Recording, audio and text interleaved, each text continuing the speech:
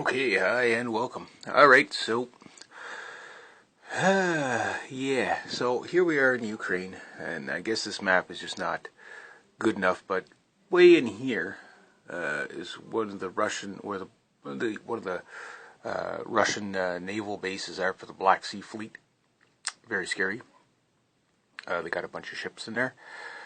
I guess the simple way you could put it is that this is, when I said that this is probably going to be a line in the sand for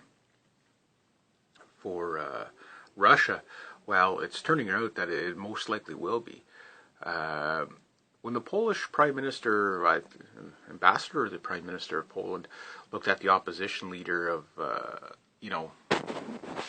in Ukraine, he said, look, take the deal because there'll be martial law and you'll all be dead. Well, I think this guy is kind of right because, like I said, Putin probably wasn't going to do anything till after the Olympics, and it turns out that way. What you need to understand is, like I said in the beginning, it's all about money. It's all about gas and oil. Now, Obama is, lying through his teeth at it. Oh, it's not about a war against Russia. It's about helping. Okay. There's a lot of other countries that are a lot worse off, as bad as Ukraine has it. I mean, if we're worried about humanitarian rights, we should start with that country, you know what I mean, work our way up. There's a whole bunch of countries that are way worse off than Ukraine. I'm not saying that Ukraine doesn't have its problems. It certainly does. But, you know what I mean, like, the logic that they're going with is complete. It's a fraud. So we have about 80% of the gas lines supplying basically natural gas to Europe and stuff like that. So what's probably going to happen, and what is happening as of last night, is Russian troops are already moving towards Ukraine. So it doesn't mean they're going to go into Ukraine. It's just they're already moving to the borders. So they're probably going to lock down the border, which makes sense. And then the other thing is Putin, right after Sochi, which Sochi's like down here pretty much. Again, it's not marked there, but that's where it'd be, And basically, Sochi's be over here. Sorry, yeah, there it is. You can see it's Sochi. So Sochi's right there. So you got the guards that were at Sochi are already moving towards the Ukraine border. Like, basically, okay, Olympics are done. Here's your new assignment. So there's video footage of trucks and everything moving. And apparently there's more ships heading in towards Crimea, which is like right here. Crimea. So that's where the other base is. Okay, and it's a huge Russian naval base, okay, for the Black Sea Fleet. And the thing about that is that's an outpost for, the Navy. So, that means that's Russia's counter to Turkey. Okay, that's Russia's counter to, a good proportion of Europe if there was ever to be invasion. So this is a very strategic. So now you have gas pipelines, which technically now, whenever the EU and the United States say, no, it's just, that's what they're after, because right now, this is like a toll bridge for Russia. So it's like, okay, yeah, you want to send gas to these guys, you got to pay us. Your pipelines are on our property now. Make no mistake, the IMF is already getting in there. They're talking about, aid for Ukraine. Well, Ukraine's on the verge of a collapse again. So they're going to have to be bailed out. So that means everybody in Europe, you thought you had it hard. Well, you're taking it. Now you're going to take another hit to bail these guys out. And these guys basically are just going to lose their resources. But make no mistakes, it's about putting in the NATO missile systems. To tell you the truth,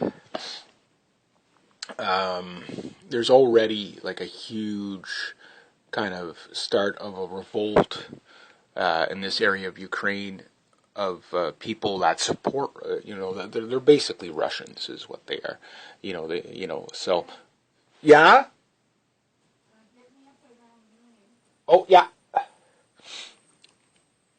Yeah. So, anyway, check the time there. Yeah. Sorry. Yeah. Hang on, technical difficulties. This is a real high budget show. Yeah, okay, so I got a good while. Got about an hour. So anyway, sorry about that. All right, so anyway, where was I? Okay, so as I was saying, you got these Russians here that are kind of already starting to protest and kind of fight back, so to speak. Again, I'm not taking sides in this because there's no good guys. You have to understand this is a divide and conquer. Make no mistakes, Ukraine is going to go into a civil war. There's no, if the Russians can't have it, nobody can. If the EU can't have it, nobody can.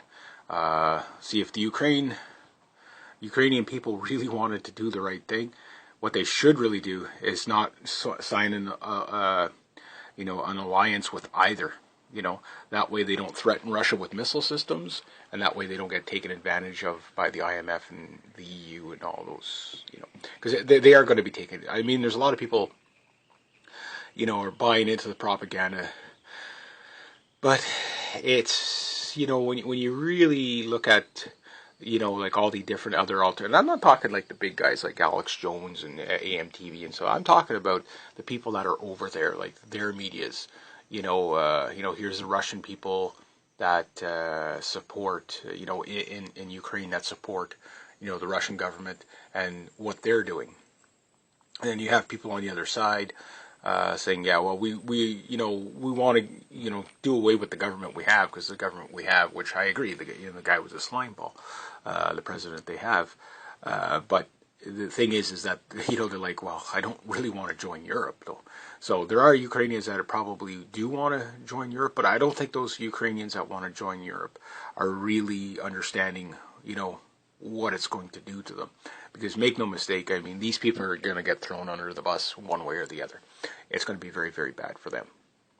So with the gas pipelines, 80% of the gas that, it goes to Europe, right, through Ukraine. So that means Russia's going to have to step up the game by two ways. I mean, we're only in February right now at the making of this video, so that, one of their counters could be to the EU is basically, I don't think they'd cut off the gas lines. I think they would just hike up the prices, make it real miserable for these people here. Make it as miserable as possible.